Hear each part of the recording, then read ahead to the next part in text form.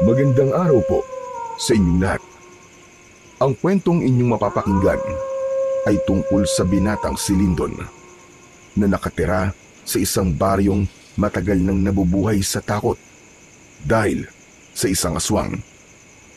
Sa hindi inaasahang pangyayari, isa si Lyndon na naging biktima ng aswang.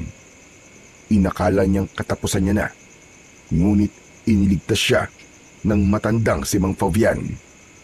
Sa tulong ni Mang Fabian, ay natuto si Lyndon na gamitin ang latigong gawa sa buto ng ahas. Magagawa kayang tuldukan ni Lyndon ang impyernong bumabalot sa kanilang baryo gamit ang bago niyang kaalaman? At anong katotohanan ang wawasak sa kanyang puso? Magiging dahilan ba ang katotohanan na ito para umatras siya sa kanyang misyon? Ngunit bago po ang lahat, huwag po nating kalimutang mag-subscribe at i-hit ang notification bell sa aking YouTube channel na The Voice Addict at Apong Isaak para sa mas marami pang makapigil hiningang kwentong aswang at katatakutan mula sa mundo ng kapapalagan. Umpisahan na po natin ang kwento. May kaba sa mga mata ang binatang si Lyndon habang hinihintay niya sa tabing ilog. Nang umagang yun, si Amor. Ipinarating ni Amor sa matalik niyang kaibigan ni si Manolo na nais siya nitong makausap sa lugar na yon. Si Amor ay ang dalagang halos 1 taon na niyang nililigawan. Ngunit sa kasamang palad, nililigawan din ito ng mayamang lalaki sa lugar nila na si Donato. Kahit wala sa kalingkingan ni Donato dahil mahirap lang si Lyndon, ay itinuloy pa rin niya ang pangliligaw kay Amor. Naging masigasig siya sa pagpapakita kay Amor na malinis ang kanyang intensyon. Napatayo si Lyndon sa pagkakaupo sa malaking bato sa tabi ng ilog nang dumating si Amor. May kinakabahang ngiti na sumilay sa kanyang labi. Ang hinala niya ay sasabihin na ni Amor sa araw na yon ang desisyon nito ukol sa ginagawa niyang panliligaw. Magandang umaga, Amor. Ang sabi sa akin ni Manolo ay gusto mo raw makipagkita sa akin. Kinakabahan tuloy ako sa sasabihin mo eh. Mabutit na sabi sa ni Manolo. Kahit ako, kinakabahan din sa sasabihin ko sa iyo, Lyndon. Teka, tungkol ba sana sasabihin mo? Sa panliligaw ko ba sa'yo? Ayoko na magpaligoy-ligoy pa, Lyndon. Gusto ko na tumigil ka na sa panliligaw sa akin. Sandaling hindi nakapagsalita si Lyndon. Pinroseso pa ng utak niya ang sinabi ni Amor. Maya-maya ay alanganin siyang ngumiti. Pinapatigil mo na ako? Dahil ba sinasagot mo na ako? Hindi, Lyndon. Patawarin mo ako kasi kagabi sinagot ko na si Donato. Magkasintahan na kaming dalawa. Kaya wala na dahilan para ituloy mo pa ang panliligaw mo sa akin, Lyndon. Napakabuti mong tao. At pasensya na kung hindi ko kayang suklian ng pagmamahal mo. Pero sigurado ko, Lyndon, na makakatagpo ka ng tamang babae na kayang suklian ang nararamdaman mo. Ganun ba? Naiintindihan ko, Amor. Maraming salamat sa pagbibigay mo sa akin ng pagkakataon na maipakita at maiparamdam sa iyo ang aking pagmamahal. Masaya ako para sa inyo ni Donato. Alam ko na mas mapapabuti ka sa kanya at mabuti rin siyang lalaki. O paano, Amor? Aalis na ako. May gagawin pa kasi ako sa bahay. Ayaw nang pahabain pa ni Lyndon ang pag-uusap nilang yun ni Amor dahil ayaw niyang saktan palalo ang sarili niya. Ang totoo ay hindi siya masaya para kina Amor at Donato. Masakit na hindi siya ang pinili ni Amor, ngunit kailangan niya yung tanggapin. Kinagabihan, matapos maghapunan, ay inaya ni Lindon ang kaibigan niyang si Manolo sa isang video okay bar sa bayan. Si Manolo ay matagal niya ng kaibigan. Dayo lang ito noon sa baryo nila at dahil sa wala itong matitirahan doon ay pinatuloy niya ito sa kanyang bahay. Mag-isa na lang sa buhay si Lindon kaya wala siyang naging problema. Buwan-buwan ay nagbabayad si Manolo sa kanya. Pareha silang nagtatrabaho sa taniman ng mangga at langka ni Donato. Pagpasok ng dalawa sa video okay bar, ay umupo sila sa isang sulok. Umorder sila ng beer at pulutan. Hindi nagtagal, ay sinimulan na nila ang inuman. Aba, bakit nga pala tayo nag-iinom ngayon, pare? May sineselebrate ka ba? Teka. Nako, sinagot ka na ba ni Amor? Hindi ba nag-usap kayo kaninang umaga? Sabi ko na nga ikaw ang sasagutin ni Amor at hindi si Donato. Alam ko kasi na si Amor ang klase ng babaeng hindi tumitingin sa estado sa buhay ng isang lalaki. Mali ka, Manolo. Hindi ako sinagot ni Amor. Nakipag-usap siya sa akin kanina para sabihin na sinagot na niya si Donato. Binasted niya ako. Ano ka mo? Totoo ba yan? Matapos ng lahat ng effort mo, ay hindi ka niya sasagutin? Gusto mo ba kausapin ko si Amor? Hindi naman pwedeng mauwi sa walaan lahat ng hirap mo sa panliligaw mo sa kanya. Hindi ka na nga nakakabili ng bagong brief kahit bacon na mga brief mo kasi nagtitipid ka para maibili lang siya ng kung ano-ano. Wag na, hindi mo na siya kailangan kausapin, Manolo. Desisyon niya yun at wala na tayong magagawa.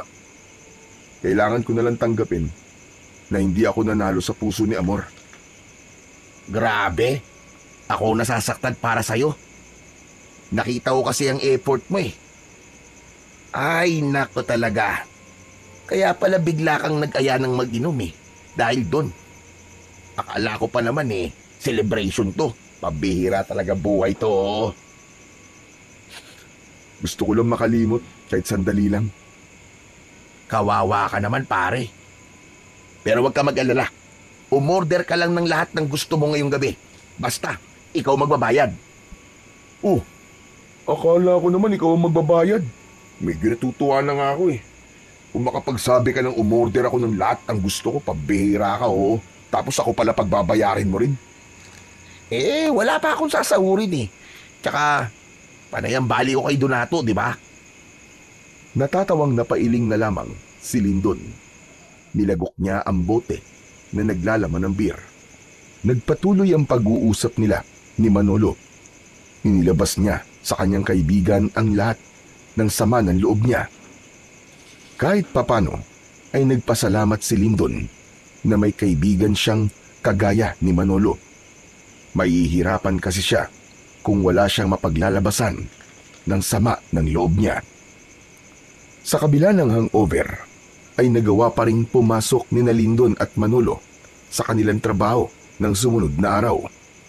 Itinuon ni Lindon ang atensyon niya sa trabaho. Iniwasan niyang magpaapekto sa sakit sa puso na kanyang nararamdaman dahil baka hindi siya makapagtrabaho ng maayos. Pagdating ng oras ng pahinga, ay tumambay sila ni Manolo sa ilalim ng puno ng mangga para kumain ng baon nilang tanghalian. Matapos nilang kumain, ay lumapit sa kanila si Donato. Matangkad na lalaki si Donato at matipuno ang pangangatawan. Wala na itong pamilya at sa pagkakatanda ni Lindon ay bigla na lamang dumating sa baryo nila si Donato. Bumili ito ng lupa roon at nagtayo ng taniman ng mangga at nangka. Malaki ang naitulong nun sa ilang tao sa baryo dahil marami sa kanila ang nagkaroon ng trabaho. Lindon, maaari ba kita makausap? Tungkol saan, sir? Hindi muna nagsalita si Donato at tumingin ito kay Manolo.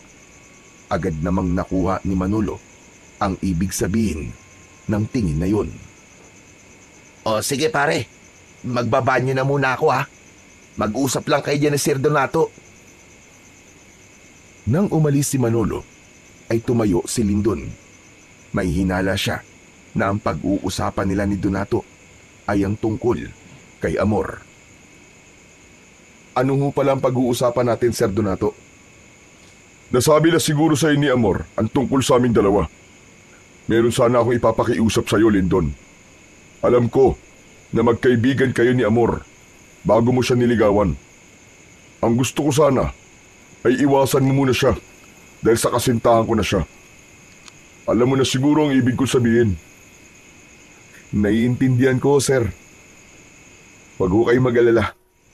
Hindi niyo ako magiging problema. Maluwag po sa dibdib ko na tinanggap ko ang desisyon ni Amor. At yan naman talaga ang ginagawa ko. Iniiwasan ko na po si Amor bilang respeto sa relasyon po ninyong dalawa. Mabuti naman kung ganun. Aasahan ko yan, Lindon. Inilahad ni Donato ang isa nitong kamay. Walang pag-aalinlangan naman na inabot yon ni Lindon at nakipagkamay siya rito. Matapos yun, ay umalis na si Donato at bumalik na si Manolo. O ano pare? Tungkol kay Amor ang sinabi sa ni Sir Donato, no? Tama ka. Ang sabi niya ay baka pwedeng lumayo muna ako kay Amor. Kasi magkasintahan na raw sila. Ha? Sinabi niya yun? Bakit kanya palalayuin kay Amor? Matagal na kayo magkaibigan. Pero pare, siguro nga tama lang yun. Mas okay na umiwas na muna ako kay Amor. Kasi masasaktan lang ako kung patuloy ako makikipagkaibigan sa kanya. Saka ako na siya kakausapin kapag nawala ng nararamdaman ko sa kanya. Ikaw ang bahala, pare. Ang sinabi ko opinyon ko lang naman. Pero sa pagkakakilala ko sa'yo, matagal mawala ang feelings mo sa isang babae. Kaya panigurado, matatagalan ka pang makamove on kay Amor. Wala na akong magagawa sa bagay na yan. Itutuon ko na lamang ang aking pansin sa ibang bagay, gaya nitong trabaho natin. Yan, tama yan pare. Suportado kita dyan. Pinapik ni Manolo ang balikat ni Lindon at ngumiti siya rito. Tumingin sa malayo si Lindon at inisip niya ang mga maaaring mangyari sa kanya sa mga susunod na araw. Ipinagdasal niya sa Diyos na sana ay gabayan siya at patatagin pa ang kanyang kalooban. Ngunit hindi lang ang pagkabigo sa pag-ibig ang bumabagabag kay Lindon, kundi ang patuloy na banta ng kamatayan na tila laging nakaamba sa bawat paglubog ng araw. Sa bawat gabi ay hindi siya makatulog ng mahimbing dahil sa banta ng isang aswang na ilang taon nang nananalasa sa kanilang maliit na baryo. Sa loob ng maraming taon ay ilang tao na ang natatagpo ang wala ng buhay. Madalas ay wakwak ang tiyan at halos wala ng dugo. Matagal nang nawala ang sigla ng baryo ni Lindon tuwing sumasapit ang gabi. Kaya naman, si Lindon ay naipit sa dalawang bangungot, ang sakit ng pagkatalo sa pag-ibig at ang takot na baka isang gabi ay maaaring siya na ang sunod na biktima ng kinatatakutang aswang. Isang gabi, matapos ang hapunan, ay nagpaalam kay Lindon si Manolo. Pare, pupuntahan ko lang sa kabilang baryo yung kaibigan ko ha. Birthday niya kasi. Nag-aya na mag-iinom kami. Bakit hindi pa kayo kaninang umaga nag-inuman? Alam mo namang delikado dito sa atin kapag gabi. Mamaya, makasalubong mo pa yung aswang eh. Huwag ka mag-alala sa akin pare. Palagi kong dala ang balisong ko. Ipinagmamalaki na ipinakita ni Manolo kay Lindon ang balisong nito. Tatingin mo ba? May laban yan sa aswang. Sa dami na nang napatay nun, paniguradong napakadali lang para dun na labanan ka kahit may balisong ka, Chong. Ang negatibo mo naman mag-isip pare. Saka, hindi to ang unang beses na lumabas ako ng gabi. Kahit ilang beses hindi ko nakita yung aswang na yun eh. Pakiramdam ko nga, hindi totoo yun eh. Anong hindi totoong sinasabi mo? Ang dami-dami na nga naging biktima nun di ba? Nung isang gabi kamuntikan nang mamatay si Mang Cardo dahil nakasalubong niya yung aswang. Mabuti na lang at nakatakbo siya at pinapasok siya ni Kapitan sa bahay nila. Kung hindi, paniguradong dadagdag si Mang Gardo sa biktima ng aswang dito sa baryo natin. Alam ko na yan. O sige na. Kailangan ko lang umalis at baka ako na lang ang hinihintay ng kaibigan ko Basta, kapag sobrang late na, doon na lang ako makikitulog sa kanila tapos bukas ng umaga na lang ako uuwi. Okay? Kung doon ka matutulog, agahan mo ang uwi mo at may trabaho pa tayo bukas. Oo na pare. Para ka namang nanay ko kung magpaalala Biglang natigilan si Manolo at bumakas sa mukha nito ang lungkot. Alam ni Lindon ang dahilan ng pagbabago ng emosyon ng kanyang kaibigan. Yun ay dahil sa ipinamigay ito ng sarili nitong ina nung bata pa ito. Hindi na nagsalita si Manolo at lumabas na ito ng bahay nila habang si Lindon ay inihatid ng tanaw ang kanyang kaibigan. Saka lang niya isinarado ang pinto nang mawala na sa kanyang paningin si Manolo. Hindi magawang makatulog ni Lindon ng gabing yon. Nais na sana niyang matulog dahil may trabaho pa siya kinabukasan, pero sadyang mailap ang antok sa kanya. Bumangon siya at lumabas ng bahay upang magpahangin. Ilang minuto na lang at 12:00 na ng hating gabi. Tahimik ang paligid, kaya nang may narinig siyang pagsigaw ng isang babae sa hindi kalayuan, ay dinig na dinig niya yon. Tulong! Tulungan niyo ako! Si Lola! Teka, si Amor yun Ang unang pumasok sa isip ni Lindon ay baka inaatake ng aswang si Amor. Bumalik siya sa loob ng bahay at kinuha ang matalas niyang itak. Tumakbo siya papunta sa pinanggagalingan ng sigaw. Hindi nga siya nagkamali dahil nakasalubong niya si Amor na tumatakbo at takot na takot. Napayakap si Amor kay Lindon na para bang naramdaman itong ligtas na ito nang makita siya. Lindon, salamat sa Diyos at nakita kita. Tulungan mo ako. Bakit? Ano ba nangyayari? Hinahabol ako ng aswang. Ha? Nasaan ang aswang? Hindi ko alam. Kanina'y nasa likod ko lang siya. Tulungan mo ako, Lindon. Magsasalita pa sana si Lindon, ngunit isang mababang pag-ungol ang narinig nila sa kung saan. Paglingon nila sa kaliwa ay nagimbal sila nang makita nila ang aswang. Matangkad yun at may malaking katawan. Meron yung makapal na balahibo, mapupulang mga mata at matutulis na mga ngipin at kuko. Naglalawa yun na parabang gutom na gutom. Iniharang ni Lindon ang sarili niya kay Amor. Humigpit ang paghawak niya sa itak. Yun ang unang beses na nakaharap niya ang aswang, kaya matindi ang takot at kilabot na kanyang naramdaman. Umalis ka rito! Kung inaakala mo matatakot ako sa'yo ay nagkakamali ka. Hindi ka sasantuin ng itak ko! Galit na umangil ang aswang. Humakbang ito ng isa pero hindi natinag si Lindon sa kanyang kinatatayuan.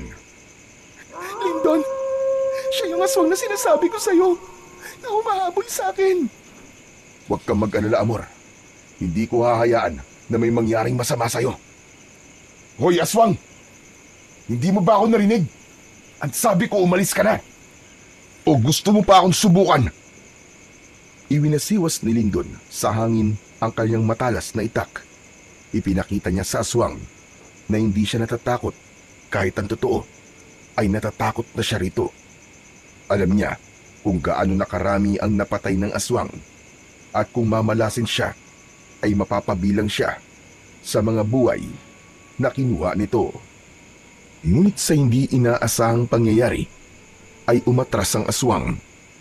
Marahan itong humakbang patalikod habang hindi nito inaalis ang tingin kay Lindon.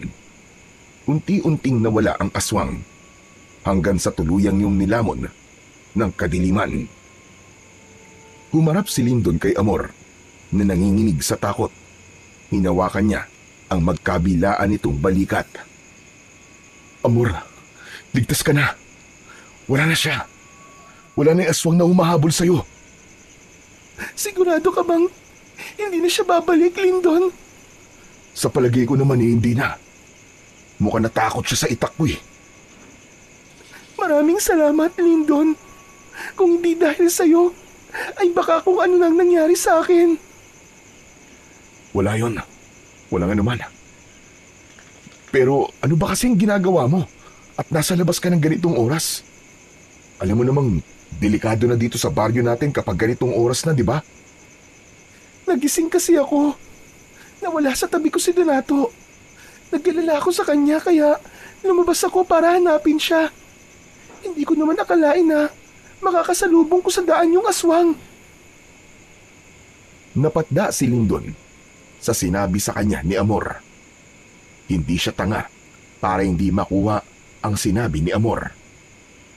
Ang ibig mong sabihin magkasama na kayo ni Donato sa iisang bahay? Ganun na nga, Lindon. Doon na ako nakatira sa bahay niya. Gusto niya kasi na magkasama kami para nababantayan niya ako. Grabe. Ang bilis naman. Hindi ko akalain na magsasama na kagad kayo sa iisang bubong. Kahit halos 4 na buwan pa lang ang relasyon nyo. Yung totoo niyan, Lindon, 2 buwan na akong buntis. Pagkapanganak ko, ay magpapakasal na kami. Ngumiti si Lindon sa kabila ng kirot na nararamdaman niya sa kanyang puso. Masakit pa rin kasi para sa kanya na hindi siya ang pinili ni Amor. Nasa proseso pa rin siya ng pagtanggap na hindi siya ang mahal ni Amor, kundi si Donato. Masaya ako para sa inyo ni Donato. Sigurado ako na magiging mabuting magulang kayo sa magiging mga anak nyo. Maraming salamat sa iyo, Lindon. Oo nga pala. Iatid na kita sa bahay ni Donato para makasiguro ko na ligtas ka makakauwi. Pero si Donato, kailangan ko pa siyang hanapin. Baka kung ano na nangyari sa kanya. Nag-aalala ako sa kanya kanina pa. Hindi magandang ideya kung hahanapin natin siya ngayong gabi. Baka makainkwentro ulit natin yung aswang na yun. Umuwi ka na muna at bukas na lang natin siya hahanapin. Magpapatulong tayo kay Kapitan kung kinakailangan. O baka naman nandun na siya ngayon sa inyo, di ba? Sa tingin ko nga ay tama ka. Sana nga nasa bahay na si Donato ngayon.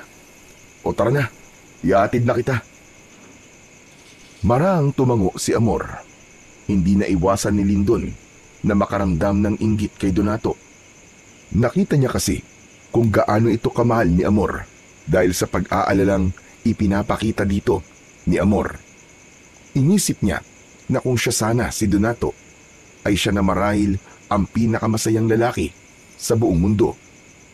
Nagsimulang maglakad sina Lindon at Amor papunta sa bahay ni Donato.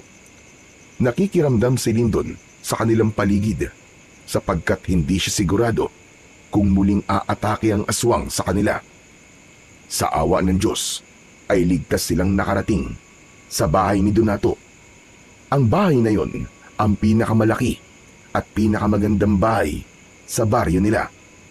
Isa yung patunay ng pagiging mayaman ni Donato. Nasa harapan na sila ng pinto nang bigla yung bumukas. Nagulat sila nang makita si Donato. Napakunot ang noo ni Donato nang makita si Lindon. Agad nitong hinawakan ang kamay ni Amor at hinila ito palapit. Bakit magkasama kayong dalawa? Anong ginawa nyo? Donato, iniligtas ako ni Lindon sa aswang. Kung di dahil sa kanya, ay baka wala na ako ngayon. At ano namang ginagawa mo sa labas ng ganitong oras? Huwag mong sabihin na nakipagkita ka kay Lindon nang hindi ko alam. Hindi, Donato. Nagising kasi ako kanina na wala ka sa tabi ko. Kaya lumabas ako para hanapin ka. Tapos, yun nga, nakasalubong ko yung aswang. At nakita ko ni Lindon. Iniligtas niya ako sa aswang. Totoo po ang sinabi ni Amor sa inyo, Sir Donato. Nag-alala kasi siya sa inyo, kaya lumabas siya para hanapin ka. Sige na, makakauwi ka na, Lindon. Kung totoo na iniligtas mo si Amor, maraming salamat. Maraming salamat ulit, Lindon, ha? Nakangiting tumango si Lindon at umalis na siya sa lugar na yon. Alam niya na nagduda si Donato sa kanila ni Amor at naawa siya kay Amor dahil mas inuna pa ni Donato ang pagdududa kesa sa hindi magandang nangyari sa nobya nito. Malapit na si Lindon sa bahay nang biglang may humawak sa kanyang balikat mula sa likuran niya. Nagulat si Lindon. Mabilis siyang humarap at muntik niya ng tagain sa leeg ang nasa likuran niya. Mabuti na lang at nakita niya na si Manolo yun. Pambira ka, pare! Ano ba? Ako to! Huwag mo naman akong patayin! Nangya ka? Akala ko kasi aswang ka eh. Aswang? Sa gwapo kong to? Napagkamalan mo kong aswang? Pambihira! Pasensya na. Paano? Nakaharap ko kasi yung aswang kanina eh. Ano ka mo? Totoo ba yung sinabi mo? Nakaharap mo talaga yung aswang? Oo pare. Pero sa bahay na tayo mag-usap. Mas ligtas doon kesa dito sa labas. Magkasamang naglakad na ang magkaibigan hanggang sa makarating sila sa kanilang bahay. Isinarado at ikinendado ni Lindon ang pinto bago siya umupo sa isang mahabang upuan sa sala. Bakas ang pagod sa kanyang muka. Si Manolo naman ay kumuha ng tubig sa kusina at inabot kay Lindon. Oh, uminom ka na muna at namumutla ka eh. Salamat pare. Matapos ubusin ni Lindon ang isang baso ng tubig, ay sa kanya ikinuwento kay Manolo ang lahat ng nangyari. Maging ang pagdududa ni Donato ay ikinuwento niya rin. Dahil sa kwento mo na yan, naniniwala na talaga ako na merong aswang dito sa baryo natin. Pero ang hindi ako makapaniwala ay mas inuna pa ni Sir Donato ang magduda kaysa mag-alala kay Amor. Parehas tayo na naisip pare. Grabe. Naawa nga ako kay Amor kasi naramdaman ko na parang walang pakialam si Donato sa kanya. Wala naman tayong magagawa kasi siya ang pinili ni Amor eh. Sa bagay, tama ka. Pero maiba ako Manolo. Bakit palang bilis mong umuwi? Akala ko ba doon ka matutulog? Wala eh. Natapos kagad yung inuman namin eh. Kaya kung mapapansin mo, hindi ako lasing. Paano kasi? Iisang bote ng alak yung binili ng may birthday. Nung naubos na, gusto niya na mag-ambagan kami ng mga bisita niya para bumili ng alak. Siyang may birthday tapos kami ang sasagot sa alak. Aba, mali naman yun. Kaya umuwi na lang ako. Ang kunat mo talaga. Hindi yung pa pinagbigyan. Sumahod naman tayo kahapon, di ba? Kahit na may pera ako, hindi ako mag-aambag sa pang-alak niya, no? Ang lakas ng loob niyang mag-aya ng inuman tapos isang bote lang palang kaya niya. Bagyang natawa si Lindon sa sinabi ni Manolo. Hindi nagtagal ay nagpaalam na siya kay Manolo na matutulog na siya. Pumasok na siya sa kanyang kwarto at nang nakahiga na siya ay patuloy pa rin niyang iniisip ang nangyari. Hanggang sa sandaling yun ay hindi pa rin siya makapaniwala na nakaharap na niya ang aswang at nakita niya yun ng malapitan.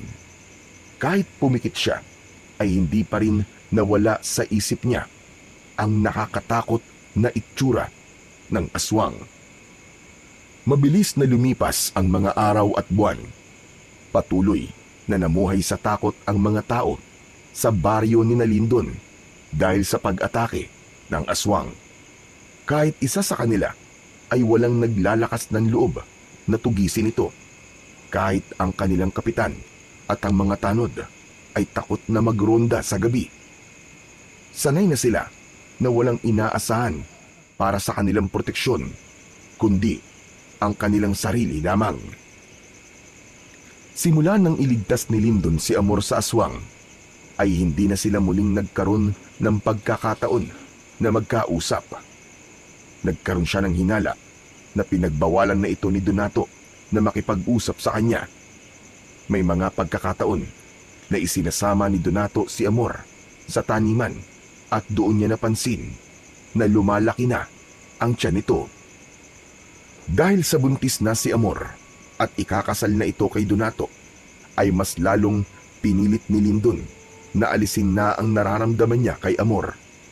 Isiniksik niya sa kanyang sarili na wala na talagang pag-asa na maging sila sa huli at palagi na lang niyang ipinagdadasal ang kaligayahan ng babaeng kanyang iniibig.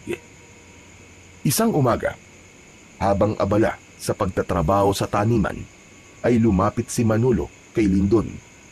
Bagya siya nitong si Nico, kaya napatingin siya sa kanyang kaibigan. Hoy, ano ka ba? Hindi to ang oras ng kwentuhan, no? Alam ko kaya ka nandito kasi makikipagkwentuhan ka na naman sa akin. Wala naman tayong masyadong ginagawa, ikaw naman. Pero tignan mo sina Amor at Donato. Ang laki na ng tiyan ni Amor, no? Siguro, malapit ng mga anak yan. Hayaan mo na sila, Manolo. Bakit parang hindi ka masaya? Akala ko, Ben, sabi mo sa akin magiging masaya ka na lang para kay Amor. Oo nga, pero hindi naman ganun kadaling tanggapin ng lahat eh. Sa bagay, mahirap talaga kasi alam ko kung gaano mo kamahal si Amor. Tumahimik na si Lindon at mabilis niyang tinignan sina Amor at Donato na nakaupo sa mahabang upuang kawayan sa ilalim ng isang puno. Masayang nagkikwentuhan ng dalawa at bakas sa mukha ni Amor ang saya habang hinahaplos ang tiyan. Hindi sinasadyang napatingin si Amor kay Lindon. Pakiramdam ni Lindon ay tumalon ng puso niya. Nang matipid na ngumiti sa kanya si Amor, iniwas niya ang tingin sa babae at nagkunwaring abala sa kanyang ginagawa. Isang gabi, habang mahimbing na natutulog si Lindon, ay nagising siya sa sigawan ng mga tao sa labas. May mga sumisigaw na naroon na naman daw ang aswang, kaya agad siyang bumangon at lumabas ng kanyang kwarto. Sumilip siya sa pinto at nasilayan niya ang mga taong nagkakagulo, ngunit hindi niya makita ang aswang. Ngunit sa kilos at reaksyon ng mga tao, alam ni Lindon na naroon ang aswang. Kinabahan si Lindon dahil may posibilidad na pasukin ng aswang ang bahay ng kahit na sino sa kanila at hindi ligtas ang bahay nila sa pag-atake nito. Kinuha niya ang itak sa kusina at kinatok ang kwarto ni Manolo. Manolo! Manolo, gumising ka dyan! Manolo! Sumasalakay na naman ang aswang! Gumising ka! Ilang ulit na kumatok si Lindon. Paulit-ulit niyang tinawag ang pangalan ni Manolo, ngunit walang sumagot sa kanya. Pambihira! Ito talaga si Manolo! Parang mantika kung matulog! Naging mas malakas ang sigawan ng mga tao at sa pagkakataon na yon ay narinig niya ang pangalan ni Amor. Dahil doon ay tuluyan na siyang lumabas at kinakabahang lumapit siya sa mga taong nagkukumpulan. Isang matandang lalaki ang tinanong niya sa nangyayari. Manong, ano po nangyayari? Nasaan po ang aswang? Si Amor, yung nobya ni Donato. Tinangay siya ng aswang. Ano? Saan po siya dinala ng aswang? Itinuro ng matandang lalaki ang magubat na bahagi ng kanilang baryo. Anito ay kinakaladkad ng aswang si Amor. Sinabi rin ito na dahil buntis si Amor ay naging mainit ito sa mata ng aswang. Walang ibang nasa isip si Lindon ng mga sandaling yon, kundi ang iligtas si Amor. Hindi siya papayag na maging biktima ito ng aswang, lalo na ang anak na dinadala nito. Sa kabila ng takot, ay sinuong ni Lindon ang makapal na kagubatan. Hahanapin niya roon si Amor at ang aswang. Diyos ko, sana hindi pa huli ang lahat. Huwag niyo pong hayaan na mapahamak si Amor at ang anak niya. Nagpatuloy si Lindon sa paghahanap. Hindi niya na alintana ang pagtusok ng mga matutulis na bato sa kanyang talampakan. Sa pagmamadali niya kasi kanina ay hindi niya na naisip na magsuot ng tsinelas. Hanggang sa narinig niya ang kalunos-lunos na pagsigaw ni Amor. Paglingon niya sa kanan ay doon niya nakita si Amor na mabilis na tumatakbo habang sapo ang may kalakihan nitong tiyan. Sinalubong ni Lindon si Amor. Agad niyang napansin ang malalim na sugat nito sa braso. Dumudugo yun at mukhang mula sa kalmot ng aswang. Lindon, tulungan mo ako. Yung aswang, gusto niya akong patayin. Tana, umalis na tayo rito bago pa niya tayo maabutan.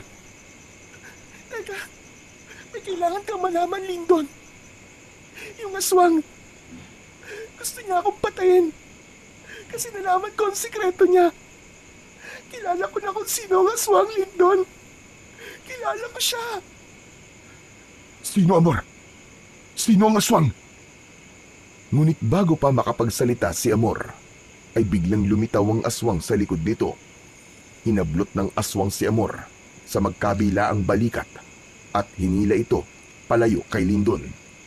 Sa lakas ng aswang ay madali nitong nailayo si Amor, habang si Lindon ay nanlaki ang mga mata sa gulat dahil sa bilis ng pangyayari.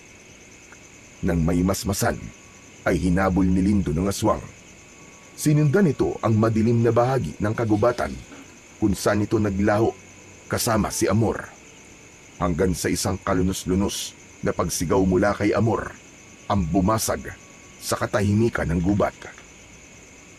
Nahinto sa pagtakbo si Lindon nang makita niya si Amor na butas ang dibdib habang kinakain ng aswang ang puso nito. Pakiramdam niya ay nawala siya sa sarili at napuno ng galit ang kanyang buong pagkatao. Walang hiya ka! Papatayin kitang aswang ka! Walang pagdadalawang isip na sinugod ni Lindon ng aswang gamit ang itak. Tumayo ang aswang para salubungin siya. Inindayan niya ito ng isang malakas na saksak sa tiyan, pero mabilis itong nakaiwas. Tinadyakan siya ng aswang sa dibdib.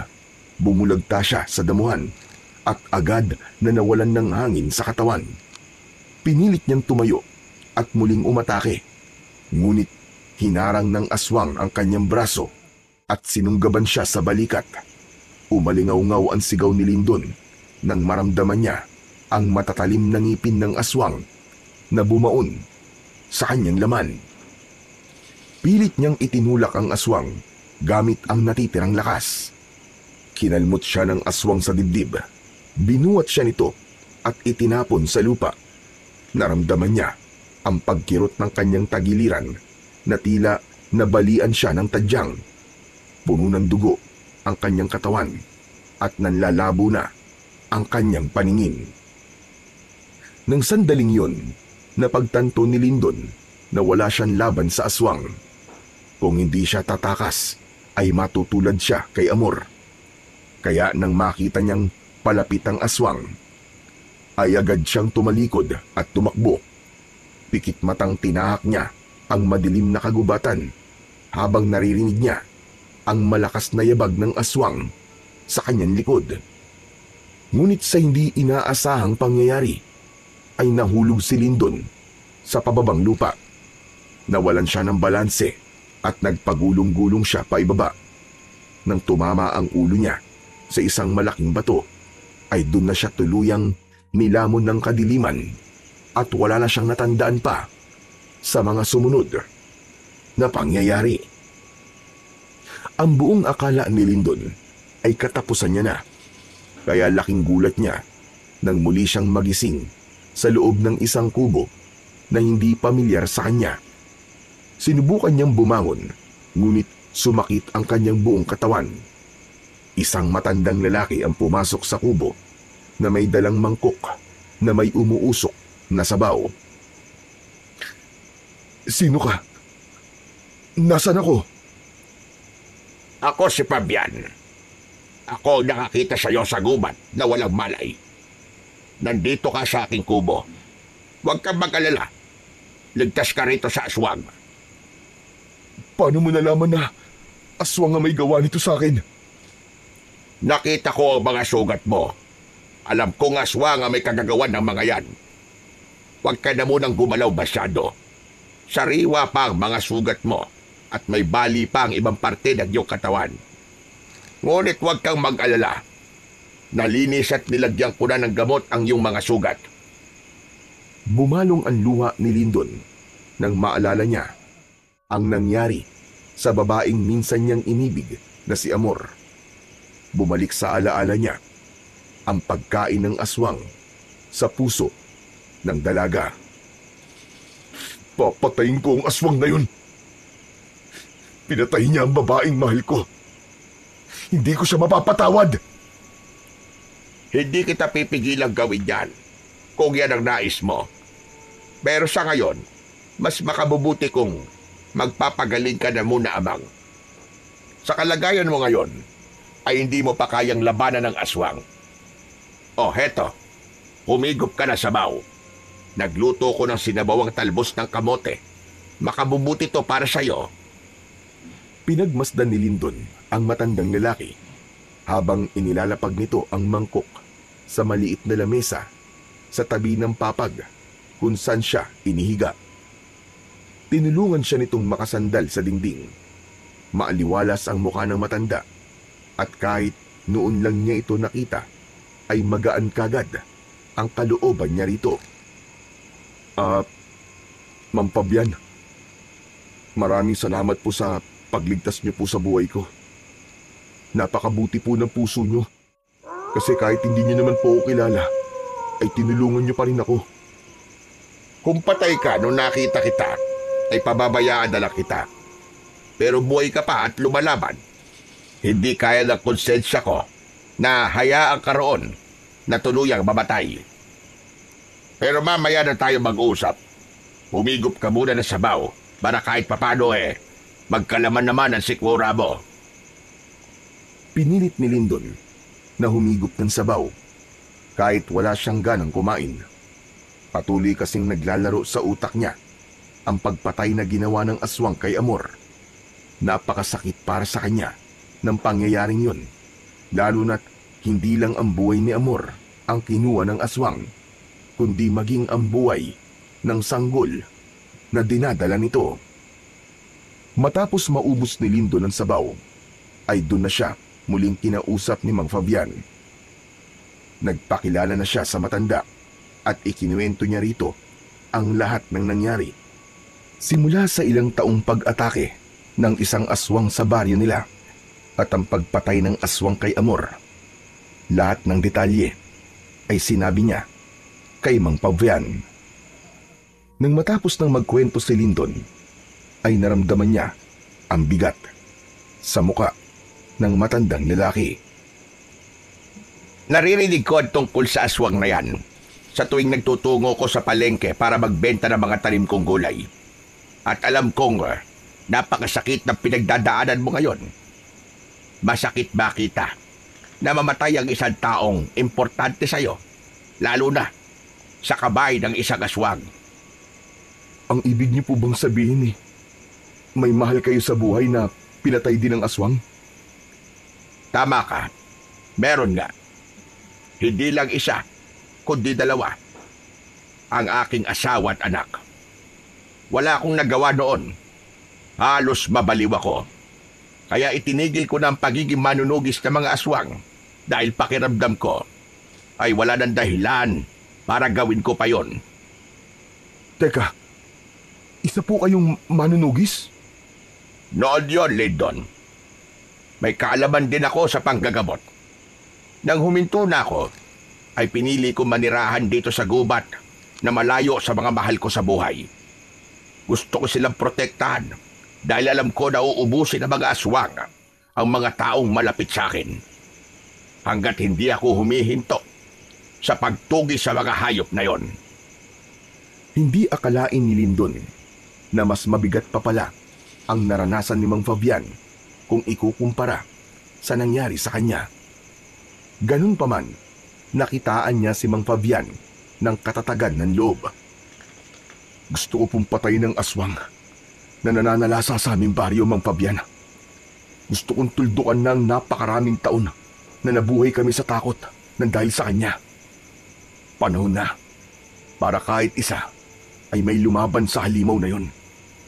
Sa tingin ko po, ay pinagtagpo po tayo ng tadhana upang turuan niyo po ako ng inyong nalalaman sa pakikipaglaban sa mga aswang. Lyndon, hindi birong kalaban ng mga aswang, sinasabi ko sa'yo. May ilan sa kanila na matatalino, tuso. Gagamitin nila ang kahinaan mo kung hindi ka nila magagawang talunin. Dapat ay buo ang loob mo kung gagawin mo ang iyong sinabi. Buo na po ang loob ko, Tatang. Ayoko na pong hintayin na may mabiktima pa siya na taong malapit sa akin.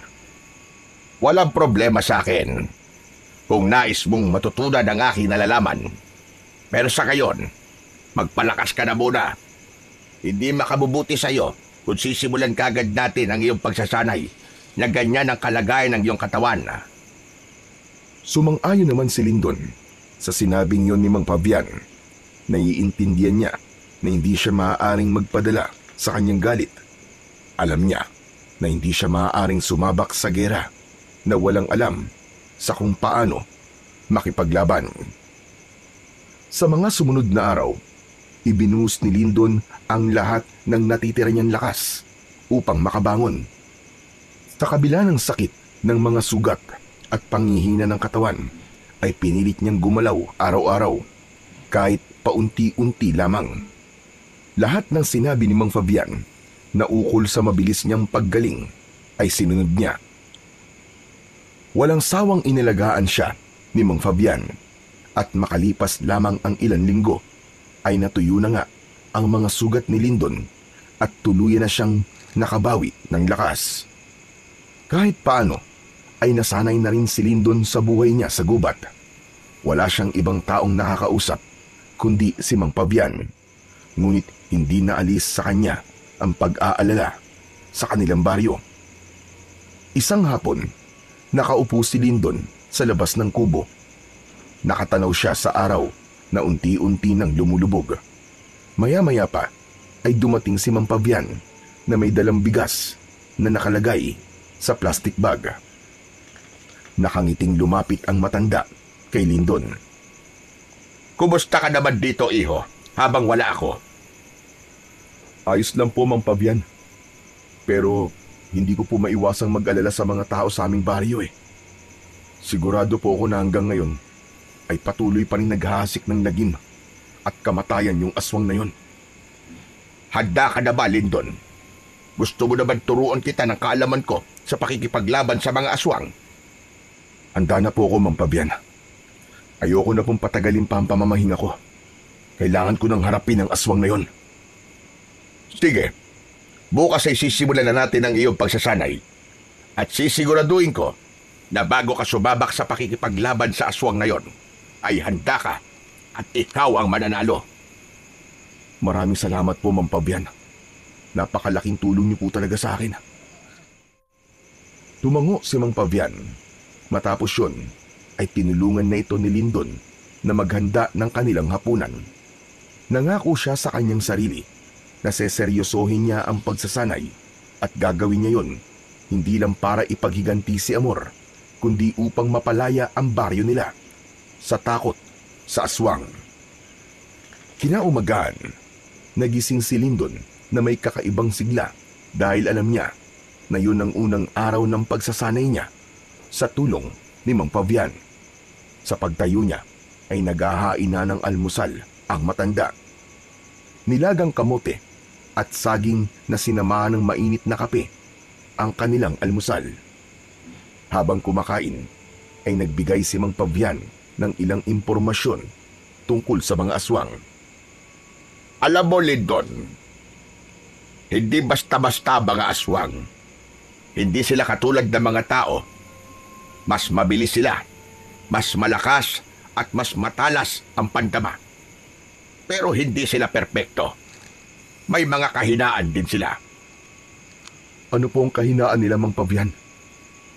Una sa lahat, ayaw na ayaw nila ng asin. Ganon din sa bawang.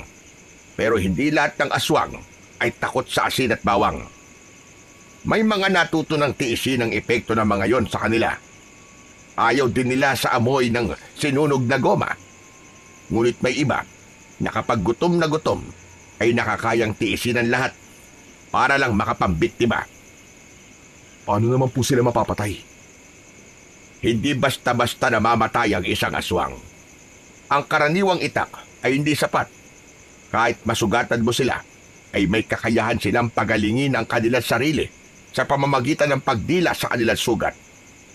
Kailangan mong gumamit ng agimat, mutya o isang hindi pangkaraniwang sandata na ginawa para sa pakikipaglaban at pagpatay sa mga aswang. At kapag bilog ang buwan, ay mas malakas sila. Huwag kang lalaban sa oras ng kalakasan nila kung hindi ka handa. Bilisan mo na ang iyong pagkain. Kumain ka ng marami dahil hindi magiging madali ang ating pagsasanay. Itinuon muna ni Lindon ang atensyon sa pag-aalmusal. May kasiyahan siyang naramdaman sapagkat mamaya ay magkakaroon na siya ng kaalaman sa pakikipaglaban sa mga aswang. Matapos ang almusal, ay nagtungo sina Lindon at Mang Fabian sa likod ng kubo. Meron dong malawak na lupa na magandang lugar para sa isang pagsasanay. Nakaharap si Lindon kay Mang Fabian. Parehas na seryoso ang kanilang muka. Gaya na sinabi ko sa iyo kanina, ay kailangan mo ng mabisang sandata na panlaban sa mga aswang. Ang ibig niyo po bang sabihin meron kayong ganung sandata? Meron. Hintayin mo ako rito at kukunin ko lang. Sandaling bumalik si Mang Fabian sa loob ng kubo. Sa pagbabalik nito, ay may dala na itong isang bagay na noon lang nakita ni Lindon. Para yung isang latigo na gawa sa buto ng isang hayop. Ito ang sandatang sinasabi ko sa iyo. Gawa ito sa mga buto ng isang ahas na pinapaniwala ang alaga ng isang diwata sa kabundukan ng Kanlaon. Ipinamana pa to sa akin ng aking lolo na isa ring mahusay na manunugis noong panahon niya. Ayon sa aking lolo, nang mamatay ang alagang ahas na yon ng diwata, ay iniwanan nito ang katawan ng ahas na yon sa isang kuweba. Ang lolo ko ang nakakita sa buto ng ahas na yon. Ipinaliwanag pa ni Mang Fabian na ang mga buto ay nilinis at pinatuyo sa ilalim ng araw sa loob ng 7 araw. Pagkatapos ay pinakuluan yon sa banal na langis. Hindi ito basta latigo lamang, Lindon. Isa itong pangil ng liwanag laban sa kadiliman. Kung marunong kang gumamit nito, kaya nitong durugin ang laman at buto ng kahit nanong aswang. Pero tandaan mo, hindi ito gumagana kung ang puso mo ay puno ng galit at paghihiganti. Dapat malinaw ang layunin mo. Inabot ni Mang Fabian ang latigo kay Lindon. Naramdaman niya ang bigat nun. Ang latigo ay may habang halos 5 talampakan. Ang hawakan nun ay gawa sa isang matibay na uri ng kahoy. Sa dulo ng latigo ay may matulis na buto na parabang sinadya yun upang dagdag na pang-atake sa kalaban. Hindi nagtagal ay sinimulan na ni Lindon at Mang Fabian ang pagsasanay. Matikas na tumayo si Lindon habang hawak ang latigong gawa sa buto ng ahas. Mahigpit ang pagkakakapit niya sa hawakan nito, habang si Mang Fabian naman ay ilang hakbang lang ang layo. May hawak itong lubid na kunwari ay latigo. Yun ay upang mas maunawaan ni Lindon ang tamang paggalaw at pag-atake. Tandaan mo sasabihin ko, Lindon. Ikaw ang kokontrol sa latigo at hindi ikaw ang kokontrol nito.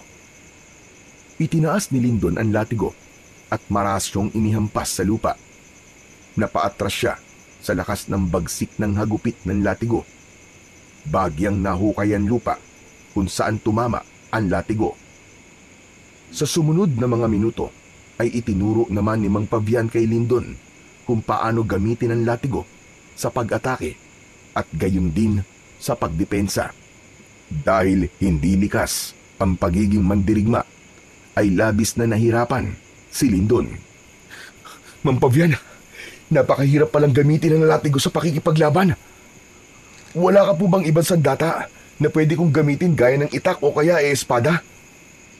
Kung nais mong mapatay ang aswang sa inyong baryo, ay kailangan mo maging mahusay sa paggamit ng latigong yan. Walang nananalo na sa una pa lang ay sumusuko na kagad. Palagi mong isipin na walang bagay ang madali sa una. Lahat ay dapat pinaghihirapan bago mo marating ang tagumpay. Sa sinabing yon ni Mang Pavian, ay nabuhayan ng loob si Lindon. Inisip niya si Amor at ang mga tao sa kanilang baryo. Bagamat patuloy siyang nahirapan sa pagsunod sa galaw ni Mang Pavian, ay hindi na siya nagreklamo. Inisip niya na kailangan niyang matutunan ng lahat ng dapat niyang matutunan upang magtagumpay siya sa sandaling magkaharap na sila ng aswang. Habang lumilipas ang oras, ay unti-unti niyang naramdaman ang pagkakaisa ng kanyang katawan at ng latigo.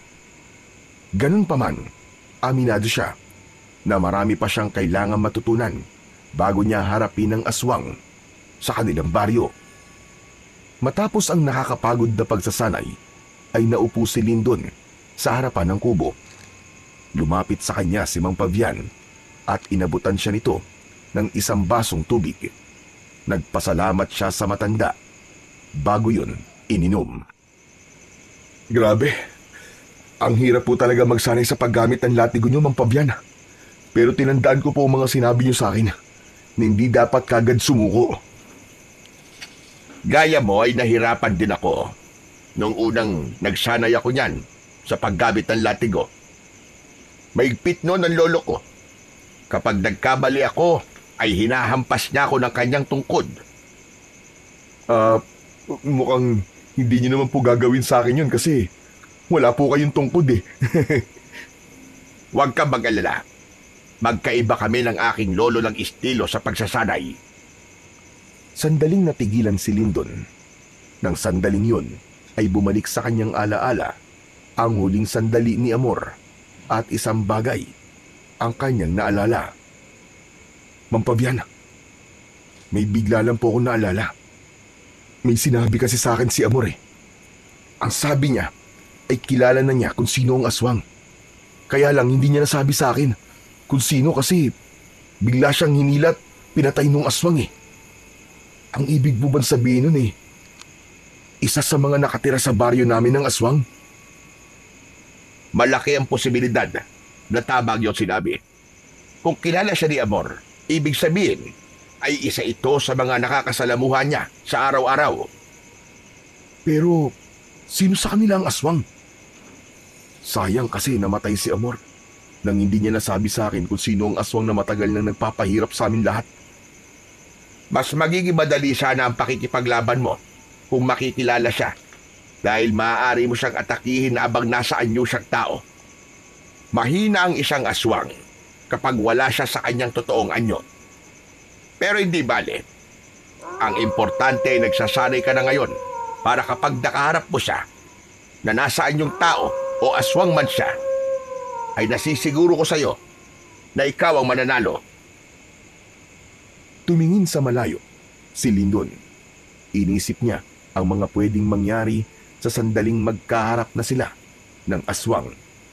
Ngunit hindi niya naiwasan ang kabang bumalot sa kanyang puso nang dahil sa pagkatao ng aswang na kailangan niyang labanan at patayin. Sa mga lumipas na araw ay nagpatuloy si Lindon sa pagsasanay sa tulong ni Mang Pavian. Marami pa itong itinuro sa kanyang teknik sa pakikipaglaban gamit ang latigong gawa sa buto ng ahas. Habang tumatagal ay nawala na ang bigat ng latigo at kung minsan ay para na siyang walang hawak. Unti-unti na rin silang naging isa ng latigo. Kung minsan, kahit mag-isa ay nagsasanay si Lindon, malinaw na sa kanya na ang kanyang ginagawa ay hindi lang para sa bigyan ng hustisya ang nangyari kay Amor at sa anak nito, kundi upang matuldukan na ang takot na maraming taon nang bumabalot sa kanilang baryo. Isang hapon, matapos ang nakakapagod na pagsasanay, ay nagtaka si Lindon nang pumapalakpak si Mang Fabian. Nakangiti itong lumapit sa kanya at tinapik siya sa balikat. Napakahusay. Napakahusay, Lindon. Ngayon ay masasabi kong handa ka ng talaga. Ang ibig niyo po bang sabihin pumapayag na po kayong harapin ko ang aswang? Oo, Lindon.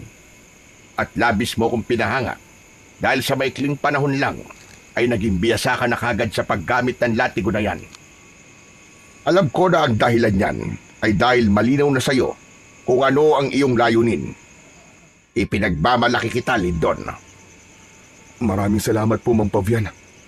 Napakasarap pong mapakinggan ang mga ganyang salita mula sa inyo. Hindi ko po ito magagawa kundi dahil sa gabay at tulong nyo. At nangangako po ako na hindi ko sasayangin ang lahat ng ito. Aasahan ko yan. Ngunit huwag mo masyadong pahirapan ang iyong sarili. Dapat ay may konkreto kang plano. Huwag kang magpapadalos-dalos. Mas maganda nang sigurado sa bawat magiging hakbang mo. Yan po talaga ang gagawin ko, Mang Fabian. Ayoko pong magpadala sa galit ko at baka masayang ang lahat ng pinaghirapan natin. Sa ngayon po, ay magmamanman na muna ako sa nangyayari sa aming baryo. Isang malalim na paghinga ang pinakawalan ni Lindon. Hindi nagtatapos sa pagsasanay ang lahat at alam niyang yun pa lamang ang simula. Nangako siya sa kanyang sarili na gagawin niya ang lahat upang makamit niya ang tagumpay. Kinagabihan, nagpaalam si Lindon kay Mang Fabian na magmamanman siya sa kanilang baryo. Pinayagan naman siya ni Mang Fabian at pinag-ingat siya nito. Nais alamin ni Lindon ang kalagayan ng kanilang baryo dahil mahigit 1 buwan na ang nakararaan simula nang mawala siya roon. Habang naglalakad palabas ng gubat, ay dala ni Lindon ang latigo na gawa sa buto ng ahas. Nakaikot yun at nakasampay sa kanyang kaliwang balikat. Nang makarating na siya sa kanilang baryo, ay sumalubong sa kanya ang pamilyar na katahimikan. Wala pa rin nagbago. Ganun pa rin. Nabubuhay pa rin ang mga tao rito sa takot. Ang unang naisip ni Lindon ay puntahan si Manolo sa kanilang bahay. Sigurado siya na nag-aalala na ito dahil napakatagal na niyang nawala. Pagdating niya sa kanilang bahay ay marahan siyang kumatok. Naisip niya na lakasan ang pagkatok dahil naalala niya na malalim palagi ang tulog ng kanyang kaibigan. Hindi nagtagal ay narinig niya ang yabag ng paa sa loob ng bahay. Sandali lang. Ano ba yan? Istorbo naman to. Kasunod noon ay bumukas na ang pinto. Nanlaki ang mga mata ni Manolo nang makita si Lindon. Napanganga ito na parabang hindi ito makapaniwala. Bahagyang itinulak ni Lindon si Manolo at saka siya pumasok. Isinarado niya kagad ang pinto. Marahan niyang tinampal ang pisngi ni Manolo. Huy! Hindi ka na nanaginip ha? Ako to! Hindi ako aparisyon! Hinawakan ni Manolo ang braso ni Lindon. Umakyat ang kamay nito sa kanyang muka at saka siya nito niyakap ng maigpit. Ikaw nga, pare. Salamat at buhay ka. Akala ko talaga patay ka na .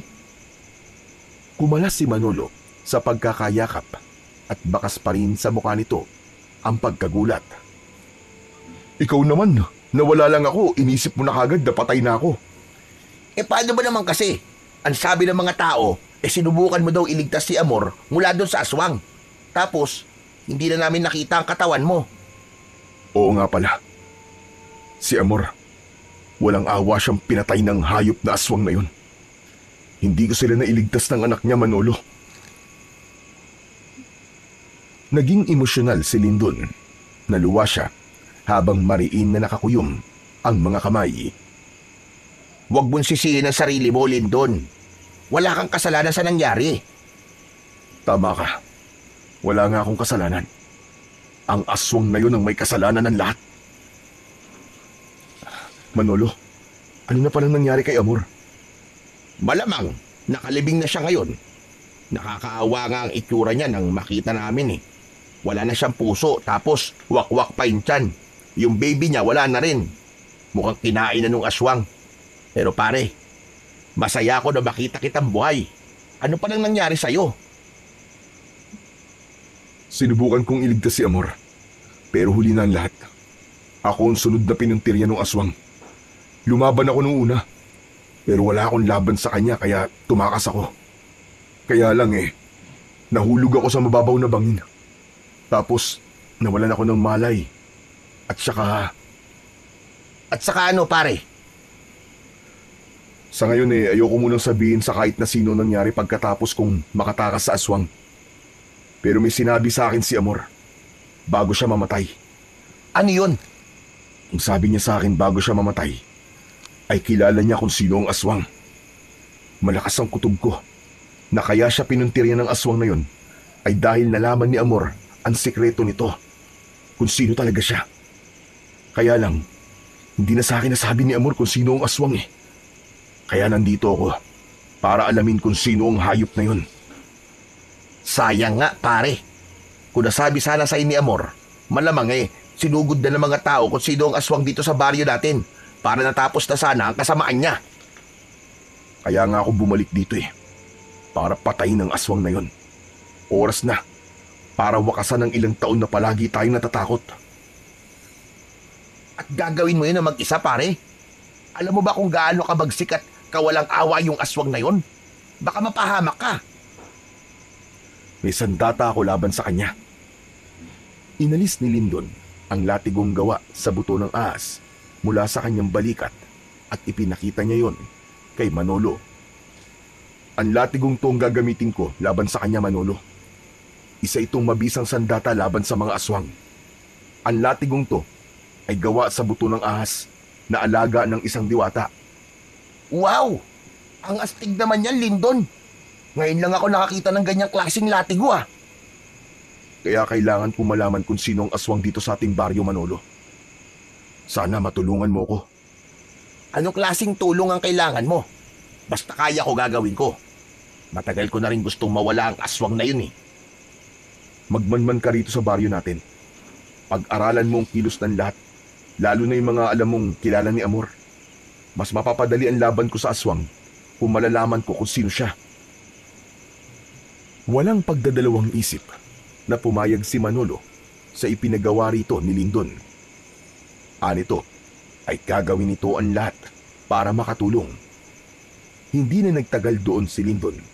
Nagpaalam siya kay Manolo. Bago siya umalis, ay tinanong ni Manolo kung saan siya tumutuloy. Ngunit hindi niya sinabi sa kaibigan. Para kay Lindon, ay hindi lang ang baryo nila ang kailangan niyang protektahan, kundi maging si Mang Pavian din at ang tirahan nito sa gitna ng kagubatan. Alam niya na kapag nalaman ni Manolo kung saan siya nakatira, ay pupuntahan siya nito roon at hindi imposibleng sundan ito ng aswang. Hanggat maaari, ayaw niyang magulo ang tahimik na mundo ni Mang Pavian sa gubat. Nang makabalik si Lindon sa bahay ni Mang Pavian, ay gising pa ang matandang lalaki.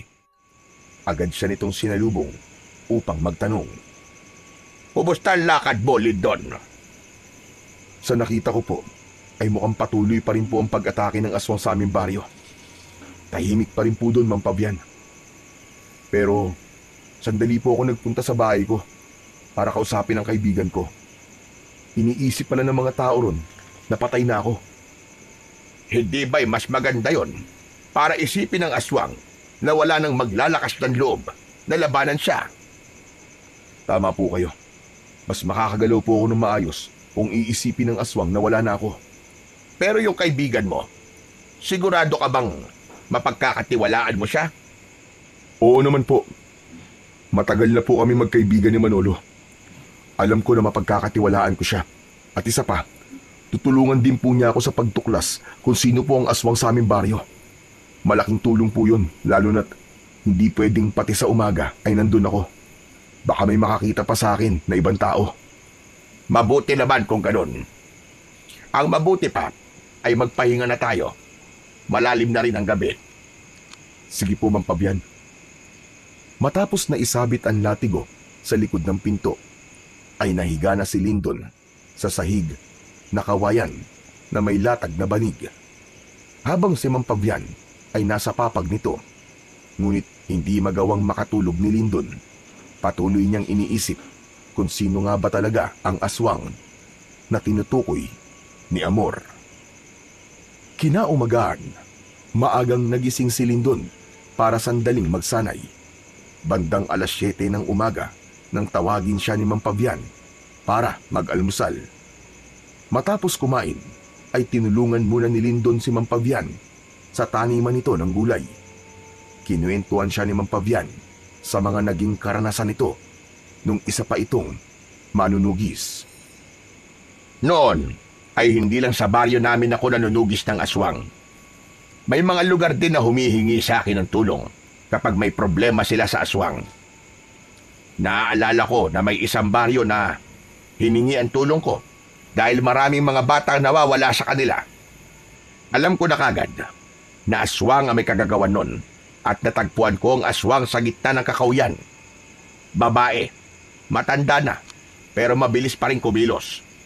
Ginamit ko sa kanya ang latigong gawa sa buto ng ahas para labanan siya. Sa huli, ako ang nagwagi at napakawalan ko mga batang binihag niya. Talaga po palang napakahusay niyo, Mang Pabian. Sigurado po ko na maraming humahanga sa inyo dahil sa galing niyo. Pero hindi sa lahat ng pagkakataon ay nananalo ko, Lindon. Ilang beses din ako nasugatan. Maraming beses din ako natalo. Pero hindi ako sumuko. Palagi kong iniisip kung bakit ako nakikipaglaban. Hindi ko ginamit ang latigo para magpakitang gilas. Ginamit ko yun kasi alam kong may kailangang iligtas. Tandaan mo yan, Lindon. Ang latigong yon ay hindi para sa galit, kundi para sa katarungan at pagtulong sa mga nangangailangan. Tatandaan ko po ang lahat ng sinabi niyo sa akin, Mang Pabian. Malaking bagay po para sa akin ang mga payo niyo. Nagpatuloy sila sa pagtatanim, ngunit sa pagitan ng katahimikan ay tila may bigat na naramdaman si Lindon sa kanyang dibdib. Sa kanyang isipan, muling umukit ang alaala ng gabing nakita niyang pinatay si Amor ng aswang. Alam niya na marami pang magiging biktima ang aswang kung hindi kagad siya kikilos. Pagsapit ng gabi, matapos ang hapunan, ay pumwesto si Lindon ng upo sa harapan ng kubo, habang si Mang Pabian naman ay abala sa paghuhugas ng kanilang pinagkainan. Habang nakatanaw sa malayo, ay may kakaibang naramdaman si Lindon. Naging maalinsangan ang hangin at may naamoy din siya na parang nabubulok na karne. Biglang lumabas si Mang Pabian, dala ang latigong gawa sa buto ng ahas. Inabot nito yon kay Lindon. Nagtataka man ay tinanggap pa rin yun ng binata. Bakit, Mang Pabian?